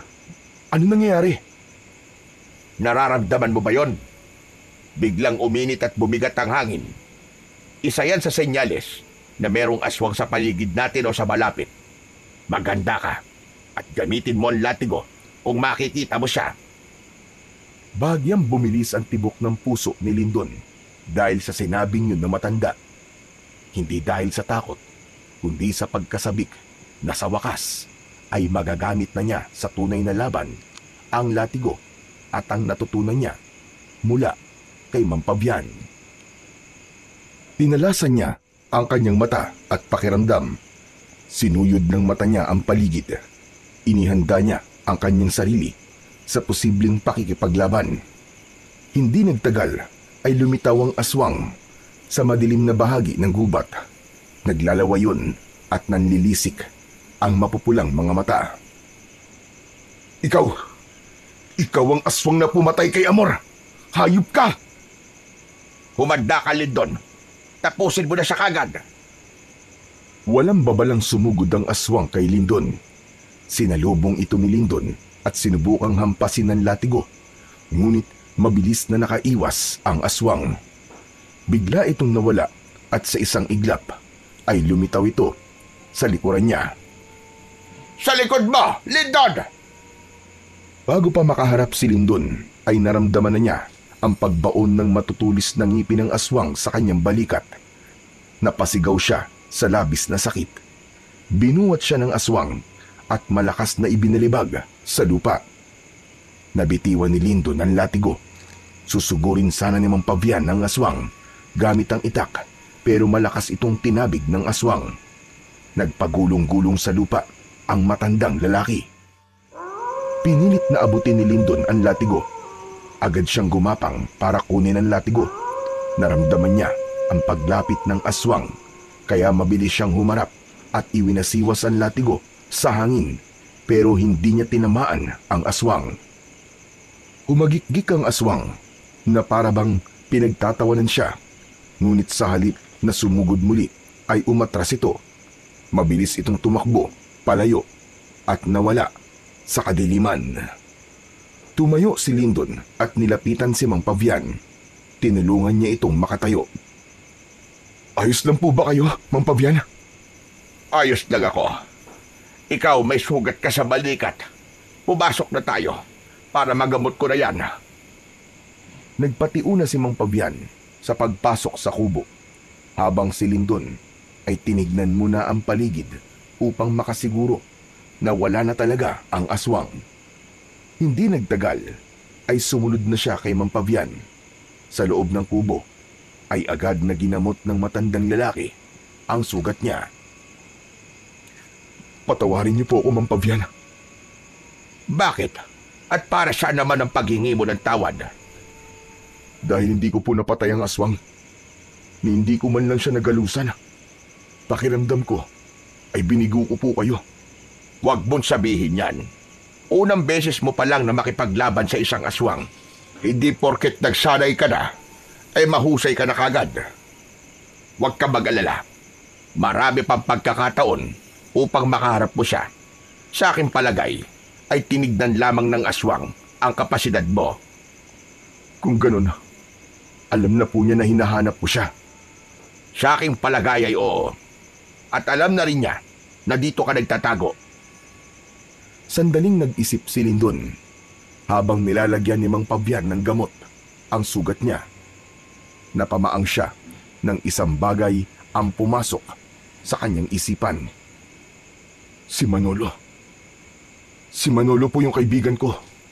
Siya lang po ang pinagsabihan ko ng tungkol sa aking misyon. Hindi kaya meron siyang ibang pinagsabihan at nakarating yun sa aswang? Mukhang gano'n na nga ang nangyari. Kaya nais ko sanang sabihin sa'yo na wala ka dapat pagsabihan ng iyong gagawin kahit kilala mo pa, dahil maaaring yung pa maging dahilan para mabulilyaso ang iyong mga pinaplano. Pero sa tingin ko po ay daan din to para malaman ko kung sino ang aswang sa aming baryo. Kailangan kong makausap si Manolo kung sino-sino ang kanyang pinagsabihan. Matiim na napatingin si Lindon kay Mang Pavian. Tumango ang matandang lalaki bilang pagsang-ayon sa kanyang sinabi. Sa gabing yun, matapos ang unang laban niya sa aswang, ay napagtanto ni Lindon na hindi niya ito dapat maliitin. Kahit pa may sandata siyang epektibo sa pagpatay ng aswang, ay kailangan pa rin niyang maging maingat at matalino sa susunod nilang paghaharap. Nang sumunod na araw, pagsapit ng gabi, ay nagtungo si Lindon sa kanyang bahay. Dala niya ang latigo na gawa sa buto ng ahas, dahil hindi siya sigurado sa kung anong pwedeng mangyari. Wala pa si Manolo sa bahay, kaya pumasok na lamang siya sa bintana sa likod na hindi nakakandado. Nagtungo siya sa sala at naupo upang hintayin ang kanyang kaibigan na si Manolo. Hindi nagtagal ay bumukas na ang pinto. Nagulat si Manolo pagkakita kay Lindon. Agad itong pumasok at isinarado ang pinto. Pambihira, nakakagulat ka naman, pare. Akala ko magnanakaw ka eh. Hindi na ako magpapaligoy-ligoy pa, Manolo. Umamin ka nga sa akin. May pinagsabihan ka bang ibang tao na buhay pa ako? at kung ano ang gagawin ko. Natigilan si Manolo. Pinagpawisan ito at bumakas sa mukha nito ang kaba. Meron akong pinagsabihan. Pero isang tao lang. Sino? Sino ang taong yun, Manolo? Si Donato. Nagtanong kasi siya nung isang araw kung ano na ang balita tungkol sa'yo kasi ayaw niyang maniwalang patay ka na. Eh naikwento ko na nagpakita ka sa akin. Nasabi ko rin ang balak mong pagpatay sa aswang. Teka, may mali ba sa ginawa ko? Malaki, Manolo. Nalaman na ng aswang kung saan ako nagtatago ngayon. Umatake siya rong kagabi. Sigurado ka bang si Donato lang ang pinagsabihan mo? Oo, siya lang talaga. Wala nang iba. Bakit ba? Manolo, sa tingin ko ay si Donato ang aswang. Ano? Sigurado ka ba dyan sa sinasabi mo? Kung siya lang ang pinagsabihan mo, ibig sabihin, siya lang ang nakakaalam sa misyon ko. Malamang, nasundan niya ako, kaya nalaman niya kung nasan ako. Muling natigilan si Manolo na para bang nag-iisip. Maya-maya pa ay nagsalita ito ulit. Sa tingin ko tama ka pare.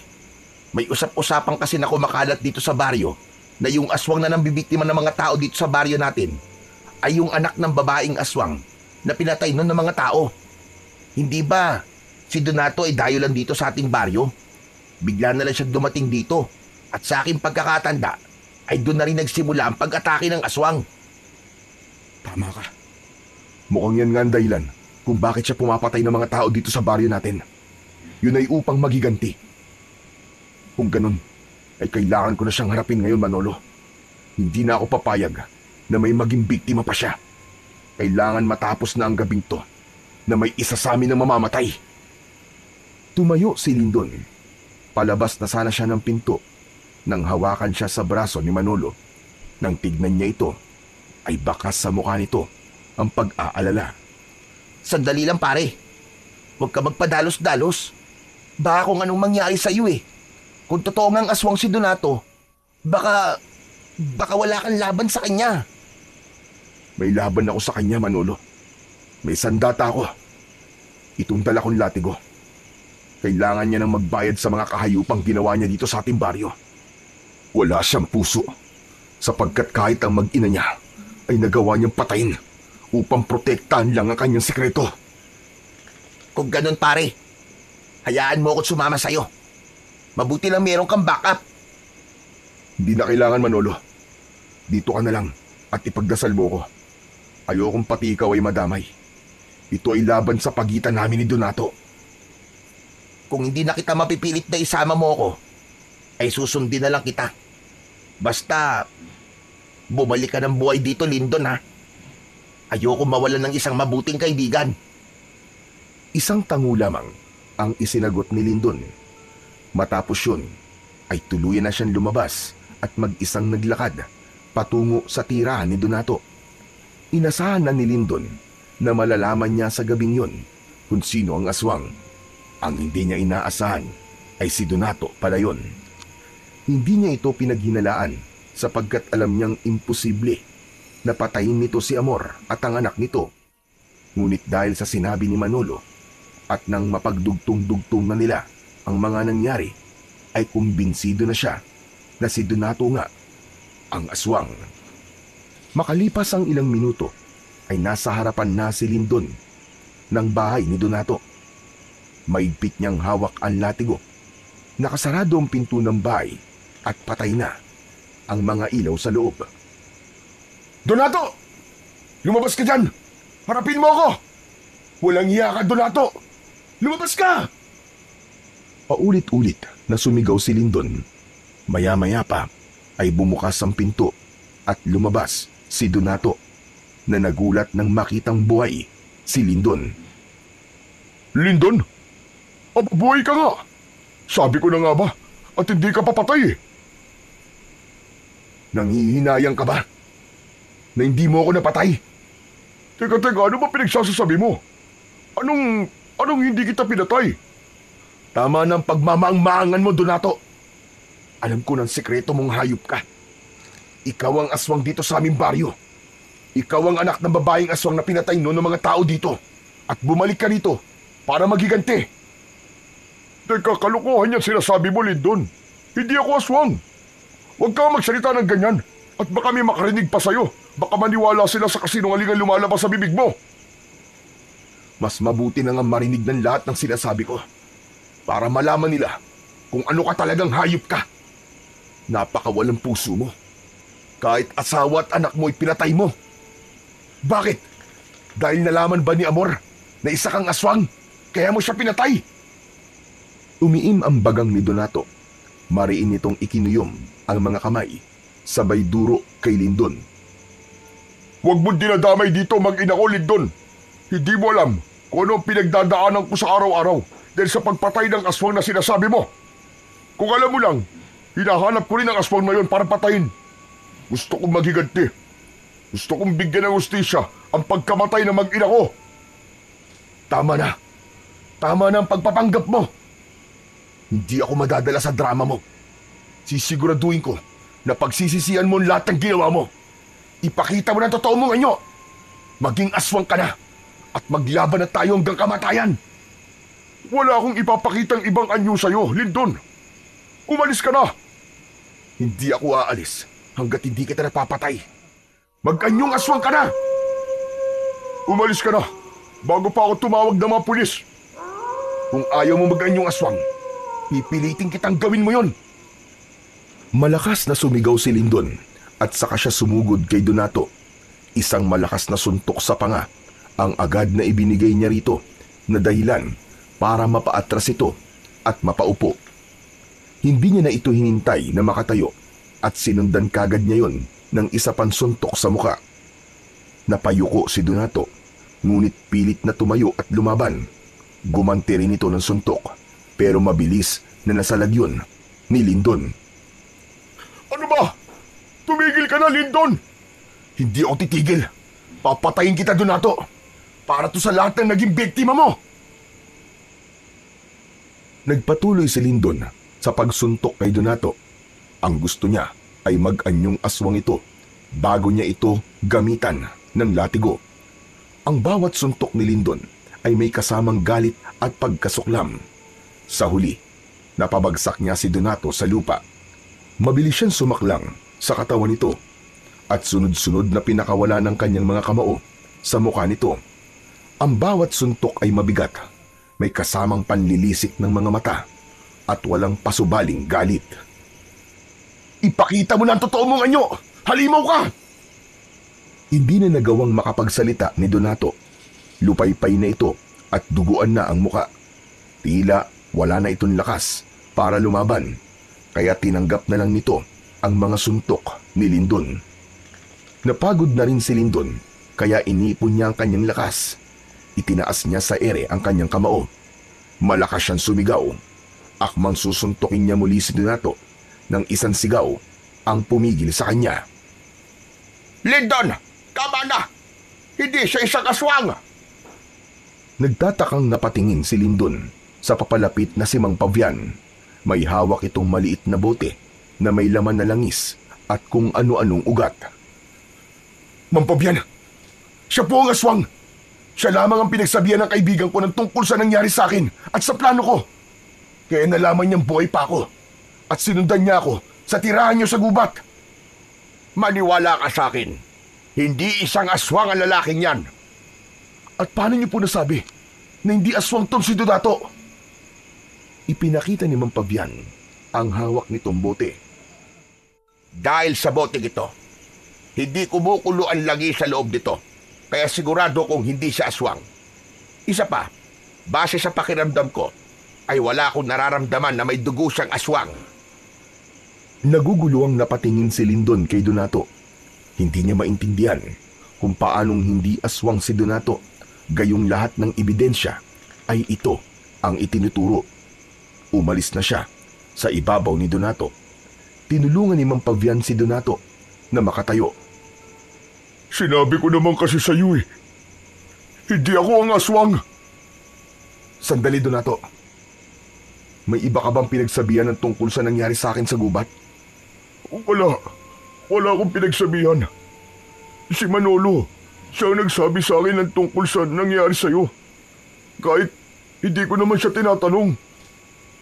Biglang nanlamig si Lindon. Pakiramdam niya ay binuhusan siya ng isang timbang tubig. Napatingin siya kay Mang Pavian. Alam ko nasa isip mo, Lindon. Ibig sabihin, si Manolo, siyang aswang? Tama ka. Ang kaibigan mo ang aswang. At mukhang matagal ka na niyang nililinlang. Hindi. Hindi pwedeng maging aswang si Manolo. Matagal ko siyang nakasama eh. Simulan na dumating siya dito sa baryo namin, ay kaibigan ko na siya. Sandaling natigilan si Lindon. Sa sinabi niyang yun, ay doon na niya napagtanto na gaya ni Donato ay dayo din si Manolo sa kanilang baryo. Doon na rin niya naisip na baka kaya tuwing kinakatok niya si Manolo sa kwarto nito ay hindi ito nagbubukas ng pinto ay dahil wala ito roon. Dahil ang totoo ay nasa labas ito at nambibiktima ng mga tao. Labis na nasaktan si Lindon sa realisasyon na yun. Hindi niya akalain na ang taong pinagkakatiwalaan niya ang siyang salot sa kanilang baryo. Kung si Manolo ang aswang, ay kailangan ko siyang patayin. Pinatay niya ang mag-ina ko. Walang hiya siya. Nga ba, Donato? Kaya mo akong patayin? Matapos kang bugbugin ng kaibigan ko, ay makakalaban ka pa ba? Napatingin silang lahat kay Manolo. Huminto ito sa paglalakad. Tumayo ito ilang dipaan layo sa kanila.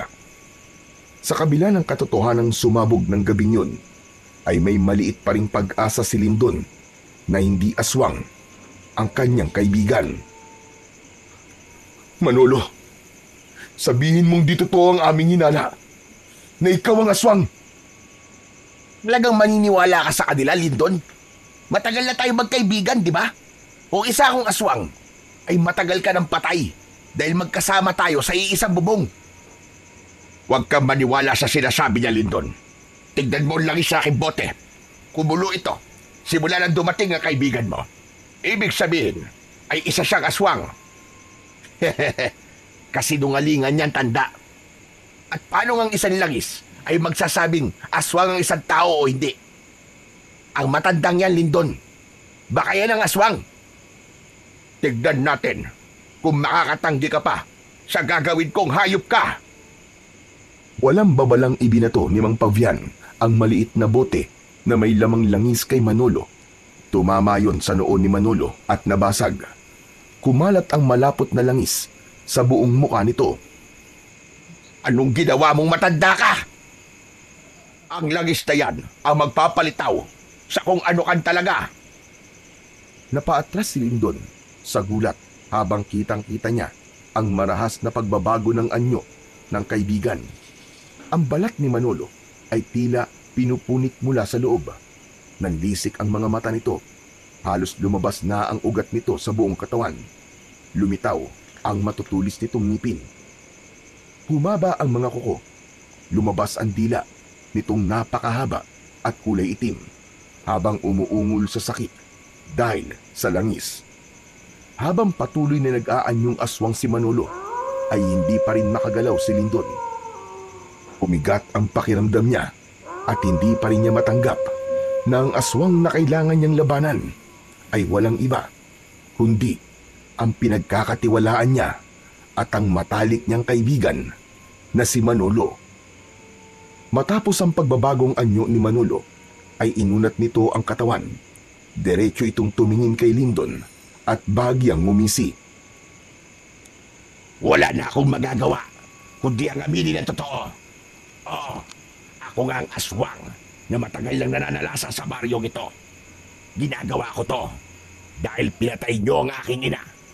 Nangako ko sa kanya na ipaghihiganti ko siya at babalik ako sa lugar kung saan siya pinatay. Kung ganun, ikaw rin ang pumatay kay Amor? Tama ka, ako nga. Nahuli niya kasi akong nagbabagong anyo. Kaya bago pa siya makapagsalita, ay pinatahimik ko na siya. Pero nakialam ka, Lindon. Ang totoo ay wala akong balak na patayin ka dahil itinuring kitang kaibigan. Pero mas mahalaga pa rin sa akin ang pagiganti. Kaya isasama na kita sa aking mga naging biktima. Hayop ka, Manolo! Hayop ka! Pinatay mo mag-ina ko! Ako ang papatay sa'yo! Susugod sana si Donato kay Manolo, ngunit mabilis itong pinigilan ni Mang Pavian. Tumigil ka! Huwag kang magtapang-tapangan. Hindi mo kaya ang aswang na yan. Hayaan mo si Lindon ang tumapos sa kanya. Lindon, patayin mo na ang aswang na yan. Huwag mong isipin na kaibigan mo siya. Isipin mo mga inosenteng taong pinaslang niya. Umiim ang bagang ni Lindon habang mas sumigpit ang pagkakahawak niya sa latigo na gawa sa buto ng ahas. Inisip niya si Amor at ang anak nito. Inisip din niya ang napakaraming bangkay na natatagpuan sa kanilang baryo tuwing umaga. Ngunit sa kabila ng lahat ng yun, ay nakikita niya pa rin si Manolo bilang kaibigan kahit nasaan yung aswang ito. Biglang umatake si Manolo kina Lindon. Agad na iniharang ni Lindon ang kanyang sarili upang salubungin ang aswang. Sinabi ng utak niya na hampasin niya ito pero pinigilan siya ng kanyang puso. Walang pagdadalawang isip na sinubukan ni Manolo na kalmutin si Lindon, ngunit agad siyang nakaiwas. Manolo! Hindi kita kayang saktan! Magkaibigan tayo! Lumaban ka, Lindon. Ayoko manalo sa'yo dahil lang nagpaubaya ka. Muling umatake si Manolo habang si Lindon ay panay pa rin ng iwas. Mabilis ang bawat galaw ni Manolo. Para itong mabangis na hayop na gutom at wala ng bakas ng pagkakaibigan sa mga mata nitong nanlilisik. Hindi kayang kalimutan ni Lindon na kaibigan niya si Manolo. Ito ang palaging karamay niya sa kanyang problema. Ang unang tumatawa sa mga biro niya at ang naging sandalan niya sa mga panahon na nawawalan na siya ng pag-asa. Ngunit hindi niya rin kayang itanggi na ito ang nagdulot ng takot at kamatayan sa kanilang baryo. Tumalon si Manolo sa ere, sabay sugod kay Lindon. Bumaon ng mga kuko nito sa kanyang balikat. Pinunit ng matutulis nitong kuko ang kanyang laman.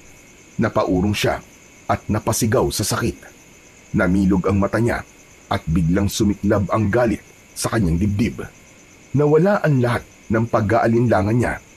Napagtanto niya na kung hindi niya tatapusin si Manolo, ay siya ang papatayin nito. Siguro nga ay hindi na may babalik ang ating pagkakaibigan. Patawarin mo ko, Manolo. Pero isinumpa ko na kung sino man ang aswang ay papatayin ko. Isang iglap ay sumugod si Lindon kay Manolo. Pinakawalan niya ang latigo. Ang unang hampas ay naiwasan ng aswang. Ngunit ang pangalawa ay tumama sa kaliwang braso ni Manolo at nag-iwan ng isang malalim na sugat. Umatras si Manolo habang sumisigaw. Mabilis ang mga sumunod na galaw ni Lindon. Umatake siya ng walang pag-aatubili. Ang bawat paghampas niya ng latigo ay may kasamang pagnanais ng katarungan sa lahat ng naging biktima ni Manolo. At nang sandaling yun, ay hindi na lang siya lumalaban para sa katarungan, kundi sa alaala ng pagkakaibigang pinatay ng kasinungalingan. Nang naging sunod-sunod na ang pagtama ng latigo kay Manolo, ay naging mabagal na ang paggalaw nito. Hanggang sa pinintirya ni Lindon ang leeg nito. Pinaikot muna niya sa ere ang latigo bago yun inihampas sa leeg ni Manolo. Mabilis na pumulupot ang latigo sa leeg nito. Labis na nagulat si Manolo at hindi na nito nagawang makagalaw. Paalam. Paalam, Manolo. Maraming salamat sa pagkakaibigan. Inila ni Lindon ng buong lakas ang latigo. Gumuhit ang matutulis na gilid ng buto ng ahas at nagawa nung bumaon hanggang sa buto ni Manolo. Nang tuluyang mahila ni Lindon ang latigo, ay lumipad ang pugot na ulo ni Manolo at bumagsak yon sa lupa. Kasunod noon ay ang pagbagsak ng katawan nito. Hindi napigilan ni Lyndon ang mapaiyak. Masakit para sa kanya na patayin si Manolo, ngunit alam niya na yun ang nararapat. Matapos ang lahat ay lumapit sa kanya sina Mang Pabian at Donato. Tapos na. Tapos na, Lyndon. Nagtagumpay ka. Tinuldukan mo na ang ilang taong sumpa na meron ng inyong baryo. Maraming salamat, Lyndon. Ngayong wala na si Manolo, ay sigurado na ako na nakamit na ng aking mag-ina ang nararapat na hustisya para sa kanila. Pero, pinatay ko ang kaibigan ko. Sadyang ganyan ang buhay. May mga bagay kang kailangang gawin para sa ikabubuti ng mas nakakarami. Kahit ang bagay na yon, ang dudurog sa'yo. Hinayaan lang si Lyndon ni Mang Pabian at Donato na ilabas ang kanyang mga luwa. Halos hindi niya matignan ang katawan ni Manolo.